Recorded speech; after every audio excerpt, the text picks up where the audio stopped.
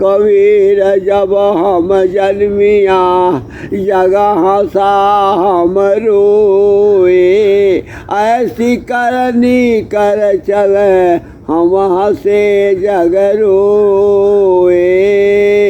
कबीर साहब का एक मिशन था मानव धर्म का उत्थान, न हिंदू न मुसलमान, हिंदू कहो तो हो नहीं, मुसलमान भी ना आए, और 5 तत्व का पुतला गए भी खेले माए। तो कबीर साहब का ये मिशन रहा है कि ना कोई हिंदू है ना कोई मुसलमान है। और कबीर साहब ने ये भी एक दोहा कहा है कि कबीरा खड़ा बाजार में मांगे सबकी खैर, ना काहू से दोस्ती ना काहू से बैर। ना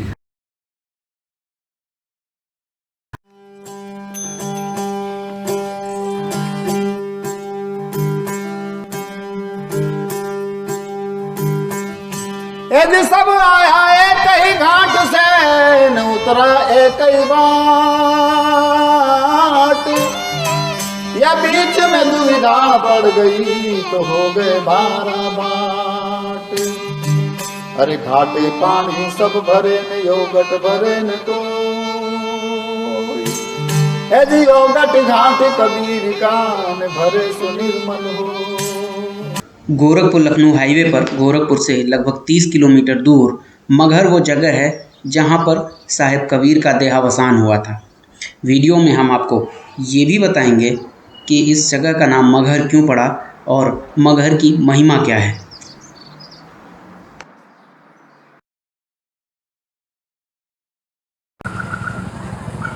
नेशनल हाईवे से करीब 2 किलोमीटर चलने के बाद जहाँ पर मैं रुका हूँ, ये है कबीर अकादमी का गेट।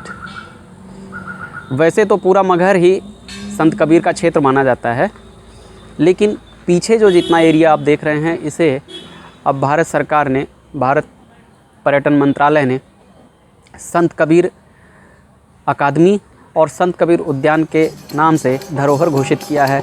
और इसके विकास के लिए बहुत सारे अनुदान भी दिए, जिससे अब इसका विकास हो रहा है।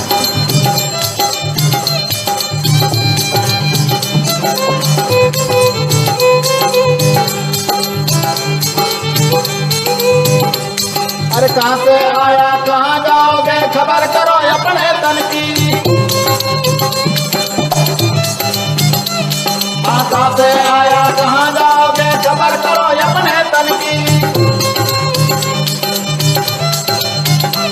कोई सद्गुरु मिले तो भेद बतावे, भूल जावे अंतर कीर्ति। ओहो भूल जावे अंतर कीर्ति। आदमी की एक ऐसे संत की मज़ार भी है और समाधि भी है। ये बड़ा आश्चर्यजनक लगता है कि एक ही आदमी की मज़ार और समाधि कैसे हो सकती है।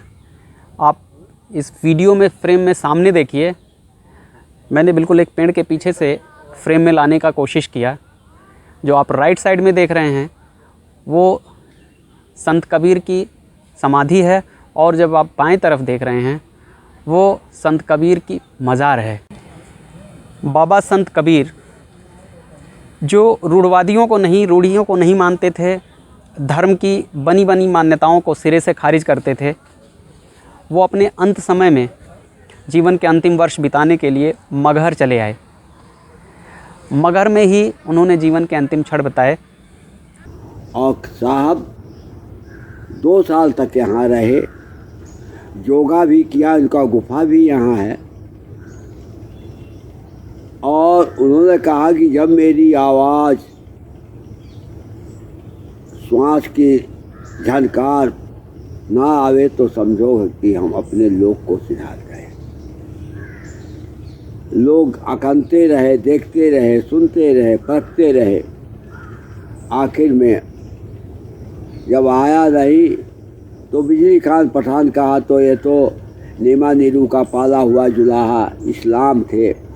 मैंने कहा कब्र बनाऊंगा तब मैं सब आएगा। और बघेल राजा कबीर का भगत था, मुरीद था, चेला था। वो आया लोग लश्कर के साथ, कहा नहीं मैं तो समाज बनाऊंगा।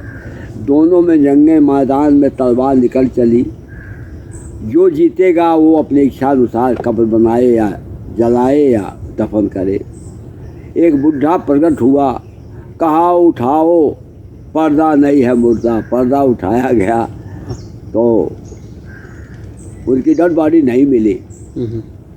चादर को बिजली खान पठान के द्वारा समाज बनी है, मजार बना है, और फूल मिला एक तो वो फूल समाज बनी है।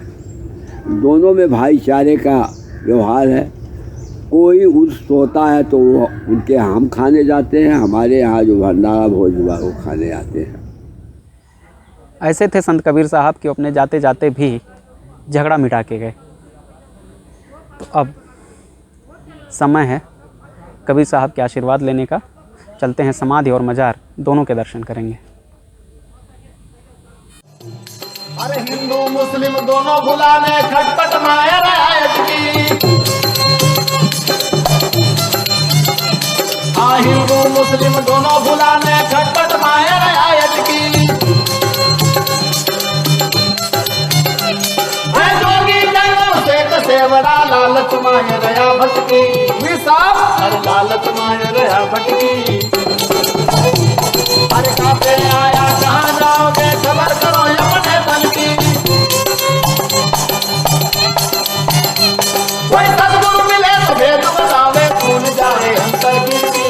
ए भाई आप भूल जाए अंतर की। और अरे काजी बेटा कुरान बाते जमी जोर वो करकट की। काजी बेटा कुरान बाते जमी जोर वो करकट की। हम साहब नहीं पहचाना पकड़ा मुर्गी ले पटकी। उन्हें अरे पकड़ा मुर्गी ले पटकी। अरे काफे आया कहाँ जाओगे खबर करो अपने तन की। कबीर साहब के मज़ार और समाधि पर माथा टेकने के बाद हम आ गए हैं संत कबीर की साधना गुफा। ये वो जगह है जहाँ आमी नदी के किनारे एक छोटी सी गुफा में बिल्कुल शांति में संत कबीर साधना में लीन रहते थे। बाद में पुरातत्व विभाग ने इसकी खोज की थी और अब यहाँ पर उसका स्मारक बना दिया गया है। उस गुफा को संरक्षित रखा गया है। हम उसके अंदर भी आपको लेके चलते हैं। कोई सदगुरु मिले तो भेद बतावे भूल जाए अंतर की। ए भाई आप भूल जाए अंतर की। और बाहर से बड़े साफ और बंदे दिखते हैं परंतु अंदर से गंदे। ऊपर से बड़े क्लीन पर अंदर से यदि डरती हो तो ठीक नहीं। कबीर ऐसा कहते हैं। इसलिए कहा है अरे बाहर बैठा ध्यान लगा रे भीतर सुनता रही अटकी। अरे बाहर बैठा ध्यान लगा रे भीतर सुनता रही अटकी। अरे बाहर बंदा भीतर गंदा मन में मछली गटकी। उन्हें अरे पकड़ा मुर्गी ले पटकी। अरे काफे आया कहाँ जाओगे खबर करो अपने तन की। कोई सदगुरु मिले तो भेद बतावे भूल जाए अंतर की। ए भाई आप भूल जाए अंतर की।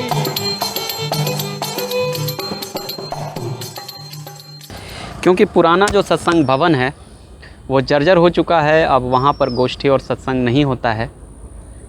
तो भारत सरकार ने कुछ सैंक्शन, कुछ फंड पास किया है और ये नया सत्संग भवन और नए यात्री निवास बन रहे हैं जो कि आधुनिक शैली में और इंफ्रास्ट्रक्चर में डेवलप किए जा रहे हैं। इसके बन जाने से यहाँ टूरिज़्म और भी डेवलप हो सकता है। लोग यहाँ पर और भी आएंगे। प्रश्न अनुत्तरित है कि आखिर कबीर दास ने मगहर को क्यों चुना अपने अंतिम समय के लिए। उस समय का ये विश्वास था कि मगहर में मरने से, अगर मगहर में किसी की मृत्यु होती है तो या कि मगहर मरा सो गदहा हुए। कहा चलो हम गदहे बन करके रहेंगे। तो वो नरक को जाता है या अगला जन्म गधा को मिलता है। हमेशा खंडन किया। वो ईश्वर को किसी जगह या स्थान से बांध कर नहीं देखते थे क्योंकि वो निराकार ब्रह्म के उपासक थे। उनका हमेशा यही कहना था कि जब जीवात्मा का परमात्मा से मिलन होता है तभी मोक्ष होता है। इसीलिए उन्होंने ये दोहा कहा, क्या काशी क्या ऊसर मगहर, राम हृदय बसी मोरा, जो काशी तन तजय कबीरा, राम ही कौन निहोरा। और यहीं ब्रह्मलीन हो गए। मगहर को अपवित्र मानने के पीछे एक और कहानी है कि 14वीं 15वीं शताब्दी में बौद्ध भिक्षु और बौद्ध के अनुयायी जब सारनाथ से कपिलवस्तु लुम्बिनी या लुम्बिनी कपिलवस्तु से सारनाथ के लिए आते जाते थे तो ये जगह इस रास्ते में पड़ता था और यहीं पर उनसे छिनैती और लूटपाट की घटनाएं होती थी। इसीलिए उन्होंने इसे मार्गहर नाम दिया और शायद मार्गहर से ये मगहर बन गया है। मगहर का नाम खराब होने के पीछे वजह कोई भी हो, साहिब कबीर ने उसे यहाँ आकर पवित्र बना दिया। अरे बिना विवेक से गीता बातें चेतन को लग नहीं चटकी, बिना विवेक से गीता बातें चेतन को लग नहीं चटकी।